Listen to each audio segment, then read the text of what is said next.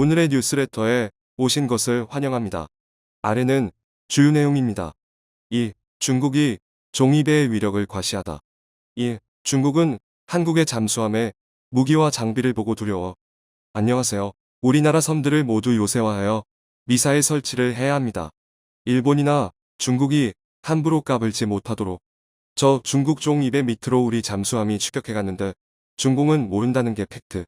중국은 앞으로 한국의 지배를 받는다. 서해는 중국의 핵심 경제지대 대부분이 닿아 있는 바다이자 베이징으로 들어가는 입구인 보아이만이 있는 곳으로 중국은 이 바다를 잃는 순간 수도의 안전을 보장할 수 없는 상황으로 몰리게 됩니다. 그동안 중국은 서해에 있는 북해 함대 대부분의 최신형 함정들을 배속하고 있었는데요.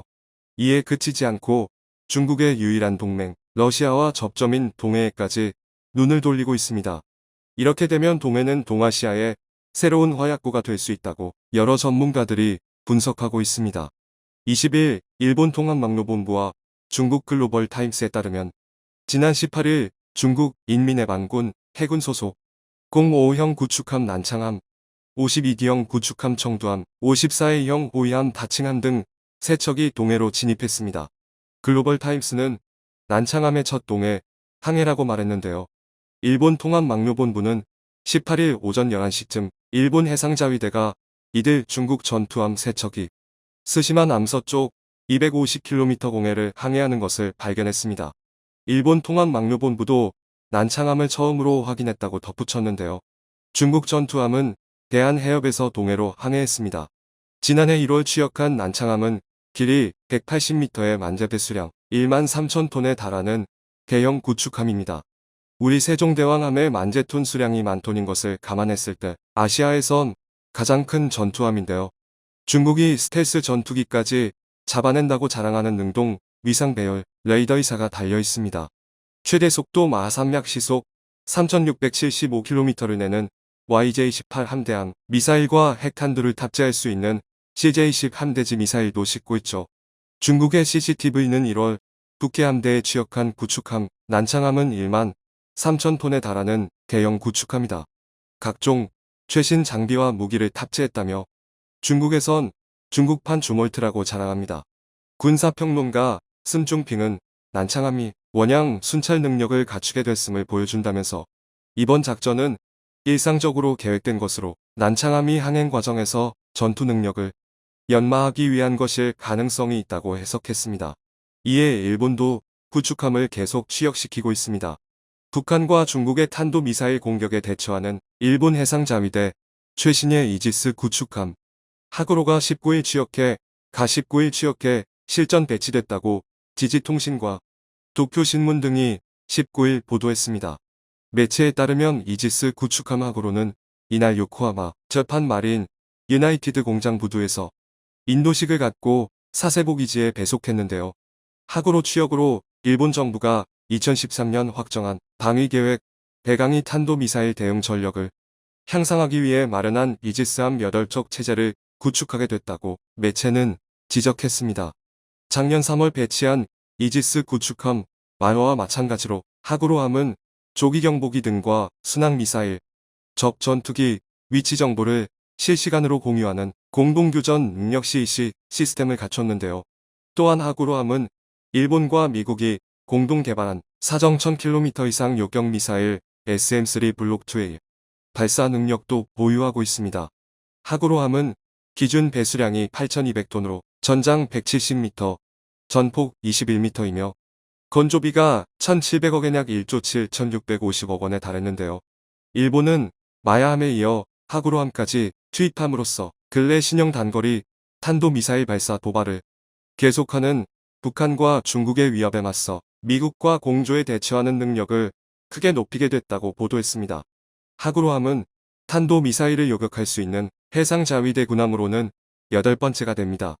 이처럼 우리 앞바다를 두고 주변국에서 군사력을 꾸준히 증강시키고 있는데요. 이에 따라 우리나라도 대응이 필요합니다. 다행히도 우리나라는 동해의 군사 요충지 울릉도에 울릉공항을 건설 중인데요. 울릉공항의 동해에서의 역할은 무궁무진합니다. 울릉공항에 우리 전투기를 배치한다면 해상 제공권을 우리나라가 우위를 점하게 됩니다. 중국이 동해에서의 제공권을 잡을 수 있는 대안은 북해 함대에 소속된 랴오닝함이 유일한 대응책입니다. 랴오닝함의 함재기 중 5세대 스텔스 전투기인 J-20과 J-31에 맞설 수 있는 전투기는 우리나라의 유일한 5세대 스텔스 전투기 F-35인데요. 우선 우리나라의 F-35는 A타입으로 공군기입니다. 반면에 랴오닝함의 J-20과 J-31은 함재기인데요. 공군기와 함재기의 차이점은 무장입니다. 공군기가 함재기보다 1소티에 사용할 수 있는 무장이 월등히 많죠. 파괴력에서 우리나라의 F-35가 월등합니다. 두 번째는 J-20과 J-31은 중국이 만든 스텔스기로 J-20의 스텔스 능력은 형편없는 것으로 유명한데요. 그 예로 인도 공군이 러시아제 수-30 전투기 레이더로 수백 킬로 밖에서도 너무 쉽게 탐지됐다고 인도 언론이 보도하기도 했습니다. 또한 엔진 성능도 많이 떨어진다고 평가받고 있습니다. 짝퉁의 나라답게 미군의 무기와 러시아 무기를 불법 복제하여 외형만 그럴싸하고 내실은 그러지 못한 것이 한계입니다. 반면 F-35는 세계가 인정한 스텔스 전투기인데요. 레이더 전시기상 F-35는 새 한 마리보다도 레이더 반사 면적이 적습니다. 말 그대로 J-20과 J-31 전투기 조종사들은 육안으로 확인될 때까지는 F-35가 어디 있는지 모르는데요. 또한 현대전에서는 전자장비에 의존하는 경우가 많은데 F-35는 J-20과 J-31의 레이더 전시기에서 타겟팅이 되지 않아 모든 전투를 자동 전투 시스템의 도움을 받지 못합니다. 따라서 J-20과 J-31의 매뉴얼 전투를 해야 하기 때문에 전투기 조종사의 역량이 중요한데요. 여러 사례를 보면 우리나라 조종사의 역량이 중국 조종사의 역량보다 월등하죠. 조만간 KF-X의 양산이 시작된다면 F-35가 나서지 않더라도 어떻게 될지는 자명한 일입니다. 또한 울릉공항은 지상미사일을 운용할 수 있는데요.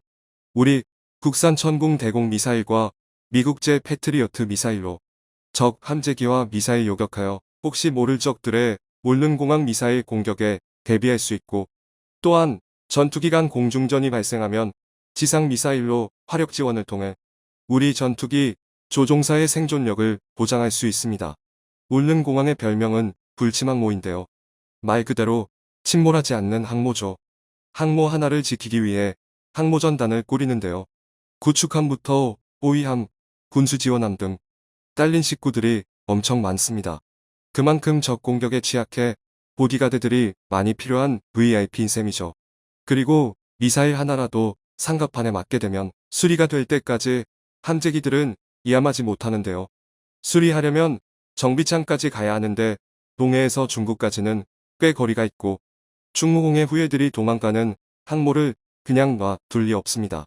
아니면 계속 호위 전력의 도움을 받고 있어야 하는데 함재기를 이함시키지 못하는 항모는 항모로서의 생명을 다했다고 봐야죠. 또한 어뢰 공격이라도 받으면 동해에 수장된 항모로 기록되죠. 그에 반해 울릉공항은 미사일 한 발로는 침몰하지 않습니다. 하물며 어뢰 공격은 전혀 통하지 않습니다. 또한 활주로에 미사일 공격을 받아도 갑판과 달리 금방 임시 수리가 가능하여 활주로의 역할을 계속할 수 있죠. 우리나라 동해는 깊은 수심으로 유명한데요. 깊은 수심은 우리나라 잠수함들의 좋은 놀이터가 됩니다.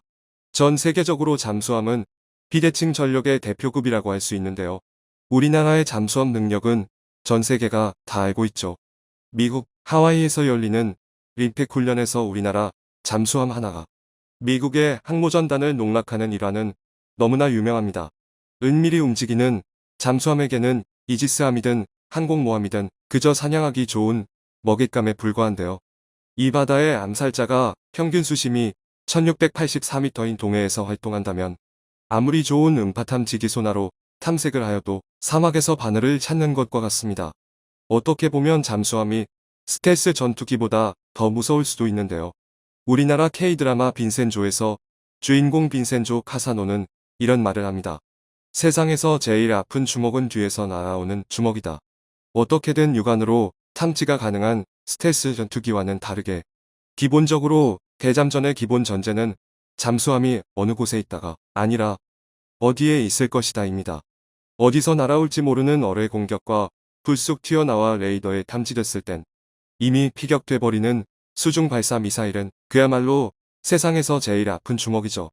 또한 위치를 예상하고 어뢰 또는 폭내 공격을 가해도 이것이 피격됐는지 확인하는 방법은 음파 탐지기로 폭발음을 청취하는 것인데 이것 또한 피격됐을 것이다로 끝나죠.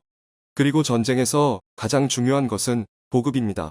동해로 들어오는 가장 빠른 항로는 대한해협을 통한 길인데 우리 해군이 이 좁은 대한해협만 잘 막아도 동해에 들어온 중군 군함들은 보급이 되지 않아 말라 죽게 되죠.